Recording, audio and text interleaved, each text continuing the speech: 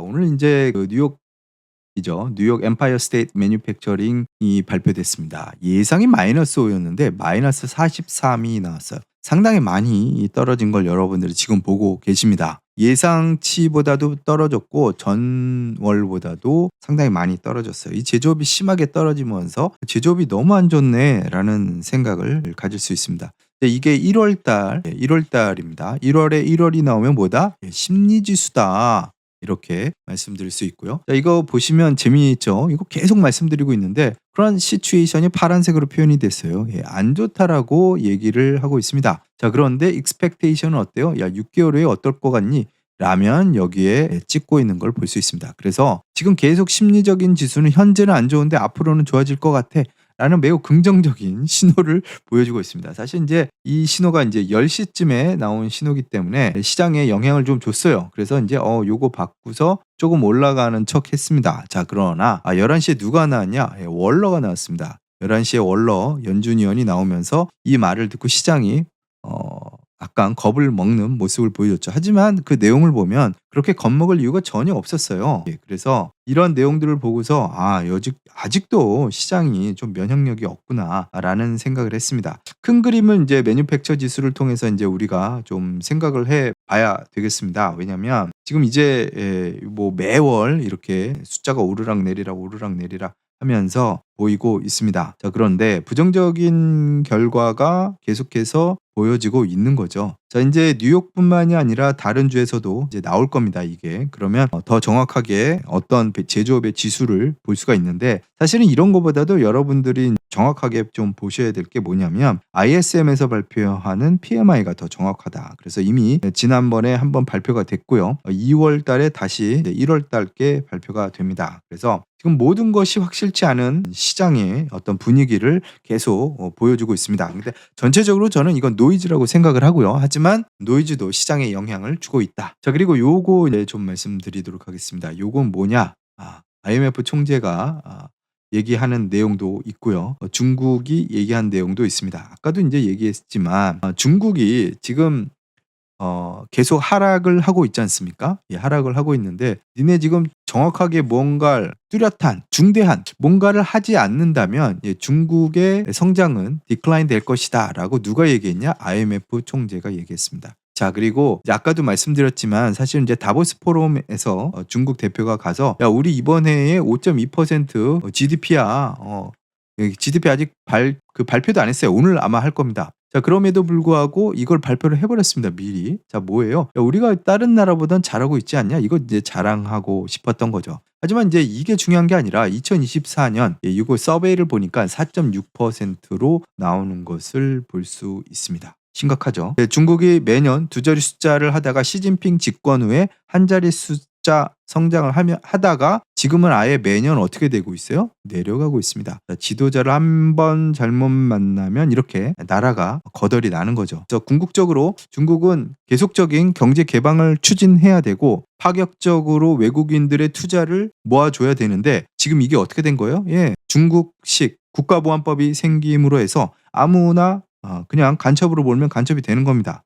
누가 중국에 여행 갔다가 사진 한번 잘못 찍고 어떻게 되는 거예요? 간첩으로 몰리는 거고 내 컴퓨터에 뭐 이상한 데이터가 있었다? 그럼 간첩으로 몰리는 겁니다. 자, 이렇게 되는 상황에서 누가 중국에 관광을 갈 것이며 누가 중국 문화를 즐길 것이며 누가 중국에 투자를 하겠습니까? 그죠? 이게 말이 안 되는 거예요. 그래서 이건 신뢰의 문제입니다. 전 세계를 대상으로 해서 신뢰의 문제가 생겼다. 중국에 대한 신뢰가 점점 갈수록 떨어지고 있는 거죠. 자, 이 신뢰 안에는 뭐가 들어간다? 경제 문제도 들어가는 겁니다. 그래서 정부의 이러한 여러 가지 정책들을 본인들이 뭘 잘못하고 있는지 모르고 있다라는 거. 이게 가장 큰 문제죠. 본인들이 개혁할 의지도 없고 체제 유지만을 보고 있습니다. 체제 유지.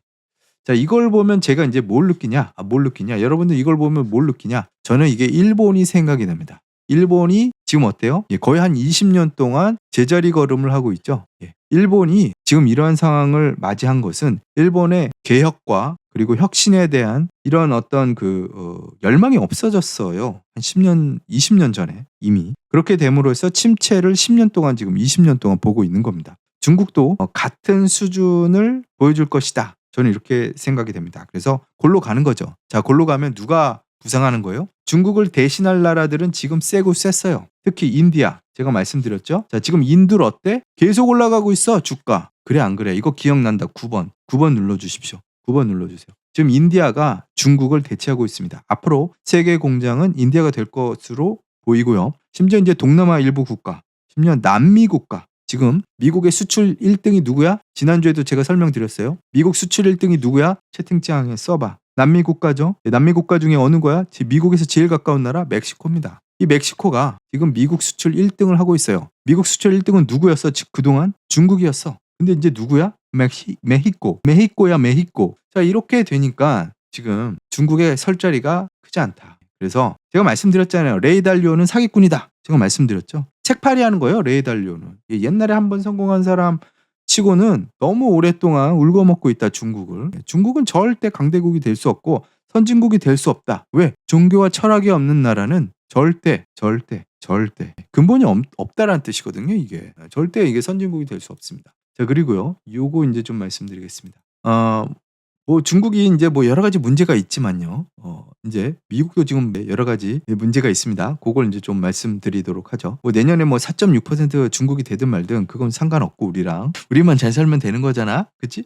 자, 근데 연준 위원이 나왔습니다. 뭐 여러 가지 말을 많이 했어요. 이제 제가 여러분에게 트윗도 보내드렸습니다. 트윗 받으신 분들 8번 눌러주시고요. 트윗 내용들 이제 보시면 아시겠지만 뭐 제일 대표적인 것만 제가 여러분에게 전달해 드렸습니다. 연준 위원이. 자, 이분이 말하면서 지금 옆에 이제 보이시죠? 이분이 말하면서 10년물이 뿅 했어요. 같은 시간. 11시입니다. 11시. 11시에 갑자기 이분이 떠들기 시작하면서 10년물도 뿅 해버리는 걸 볼 수 있었습니다. 이 시간 이후로 10년물은 계속 오름 추세로 나와 버렸습니다. 자, 이제 이분이 한 말은 별말이 없었어요. 이제 제목들도 보시면은 뭐 케어풀리 올려야 된다, 조심해서 올려야 된다, 뭐 이러고 지금 좀 거리를 두고 우리가 인플레이션 고를 계속 봐야 된다, 뭐 이런 얘기하고 서두를 필요 없다, 뭐 이런 얘기입니다. 자, 그런데 시장은 어디에 중점을 뒀냐?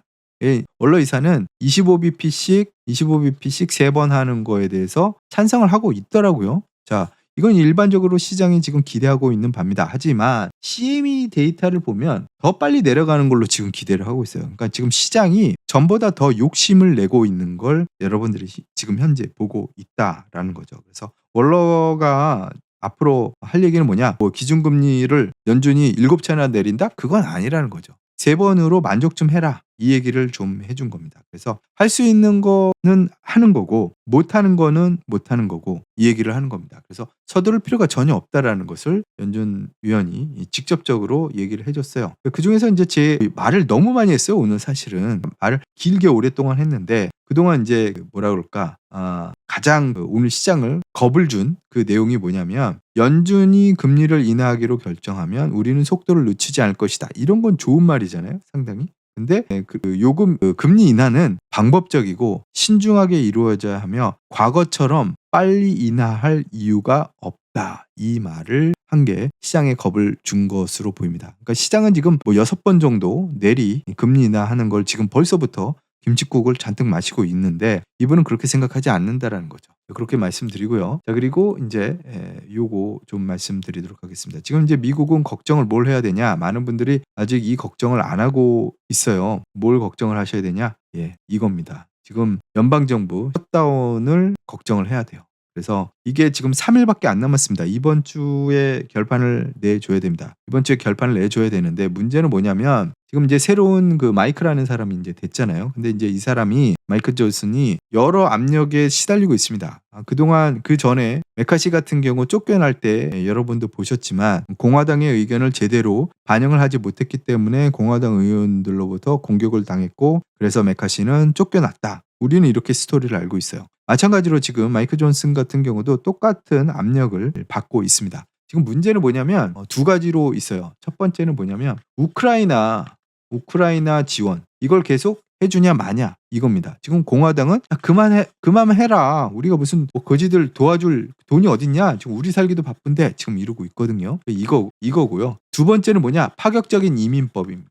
파격적인 이민. 지금 전 세계적으로 선진국들은 뭘 하고 있어요? 이민법 개혁을 하고 있습니다. 캐나다도 마찬가지죠. 이민법 개혁을 아주 그냥 강하게 드라이브하고 있어요. 지금 돈 있고 머리 좀 있고 이런 나라 사람들, 그런 부류의 사람들을 빨리빨리 우리가 석션을 해야 된다. 인구도 부족하고 노동력도 부족하고 지금 그래서 돈 좀 있고 머리도 좋고 이런 애들은 빨리빨리 석션을 해야 된다. 이거를 지금 계속하고 있어요. 자, 그래서 미국도 지금 이걸 이민법을 만들었습니다. 하지만 보수주의자들이 지금 제일 싫어하는 게 요 두 가지죠. 왜? 표밭이 이걸 원치 않고 있어요. 예, 표밭이. 그렇기 때문에 이거 좀 쉽지 않을 거다라는 생각이 드는 겁니다. 그래서 이 딜이 될 것이냐 안 될 것이냐 상당히 괴리감이 있는 문제다. 이렇게 말씀드립니다. 또 한 가지 문제는 뭐냐? 예, 날씨입니다. 날씨가 왜요? 여러분 이제 뭐 이미 들으셔서 알겠지만 전 미국에 한파주의보가 있습니다. 상당히 춥고요. 눈도 많이 오고 지금 이런 상황이고 심지어 이제 비도 많이 오고 이러고 있죠. 예. 그래서 아마 제가 주말에 여러분에게 보내드린 그 트위터에도 보면 지금 뭐예요? 예. 뭐 테슬라도 지금 난리가 났죠. 예. 뭐 한파 때문에 테슬라 운전자들은 지금 밤새도록 시동을 껐다 켰다를 계속하고 있습니다. 그죠? 예, 배터리 문제도 있고요. 차징이 안 되는 문제가 있어요, 지금. 자, 그런데 지금 워싱턴 DC 에어리어도 지금 제가 사는 동네죠. 이 동네도 지금 어때요? 예, 연방정부가 셧다운을 다 했어요. 미리. 왜? 눈 때문에. 미국은요, 눈이 좀 많이 오면 출근을 못하게 합니다. 왜? 출근하다가 사고 나고, 퇴근하다가 사고 나고, 이러면 안 되기 때문에 그런 겁니다. 그래서 겨울이 오고 이렇게 눈이 조금만 오잖아요. 뭐 몇 인치? 1인치? 이 정도만 돼도, 야, 이건 안 돼. 문 닫아. 그리고 지금 오피스가 다 닫았어요. 그래서 모두 다 리모트 워크를 집에서 하고 있습니다. 자, 이런 이유로 지금 이 예산안을 통과시키지 못할 확률이 더 높아진 거죠. 왜? 교통이나 주택이나 에너지나 기타 여러 가지 인프라에서 디파트먼트에서 이런 리포트를 좀 해주고 서포트를 해주고 그리고 의원들도 마찬가지로 이쪽에서 지금 다 묶고 있거든요. 근데 지금 악천후로 본회의조차 열리지 못하고 있습니다. 그래서 하원도 지금 다 메시지를 보냈어요. 오늘 회의 못한다. 자, 눈이 오니까 어떻게 하니? 야, 회의 끝. 회의 못해. 오지마. 이렇게 됐고요. 자, 하원이 이랬으면 뭐 상원도 마찬가지죠. 임시예산 처리를 위해서 투표를 할 예정이었습니다. 근데 하원에서 안 하니까 못 하는 거예요. 상원도. 야, 공정이 있잖아요, 이게. 그죠? 자, 그래서 어떻게 된 거예요? 안 되고 있다. 날씨 탓이다. 이 모든 것이. 예. 자, 동네에 어느 동네 사는지 미국에 계신 분들 몇 도인지도 말씀해 주십시오. 예. 자, 그리고 요걸 좀 말씀드리도록 하겠습니다. 요게 뭐냐? 뭐예요, 여러분들? 여러분 모두 잘 아시는 저거죠. S&P 500입니다. 자, 오늘 S&P 500가 얼마가 나왔나요? 예, 한번 볼까요? 예. 4765가 나왔습니다. 4765. 와, 대단하죠? 예, 지난번에 우리가 지난해죠. 4700 갈까? 이런 거 질문했었잖아. 그때 이규진 님이 그랬어. 4700 간다고. 근데 4700 벌써 지나갔어. 그치? 그래서 지금 4765야. 우리가 고민할 거는 4800을 갈 것이냐 말 것이냐. 지금 여기 있습니다. 여기 딱 피보나치 딱 걸려가지고 움직이고 있지 않아요. 지금 여기서 따다다닥 걸리고 한 번, 두 번 지금 찍었어요. 한 번, 두 번. 두 번 찍었습니다. 그죠? 자, 이 상태에서 지금 UBS가 뭐라고 얘기했냐? 2024년에 5150까지 간다. 이 얘기를 합니다. 5150 어디예요? 이쯤 되는 겁니다. 이쯤 간다라는 거예요. 피보나치로 볼 때 38.2 요 부분까지 충분히 갈 거다라고 얘기를 해주고 있습니다. 자, 이게 3783 우리가 뭐 지난주는 더 좋았었잖아요. 그래서 자, 이게 그럼 왜 이렇게 되냐? 뭐 금리 때문입니다. 간단하게 얘기해 드리면 금리 때문에 충분히 올라갈 수 있다. 이렇게 얘기를 해주고 있고요. 또 한 가지 제 생각에는 그래요. 금리도 금리지만 금리보다 더 중요한 게 있습니다. 뭔지 아십니까? 선거가 있습니다. 선거가 있을 때는 사실 트럼프가 이제 얘기를 계속 겁을 주면서 저주를 퍼붓고 있는데 이번에 증시 폭락이 올 거다. 이 얘기를 지금 트럼프는 계속하고 있어요. 그랬으면 좋겠다라는 거죠. 사실은 증시가 폭망을 해야 바이든이 표를 못 얻을 거니까 트럼프 대통령은 이번에 그냥 다 망할 거야. 얘들아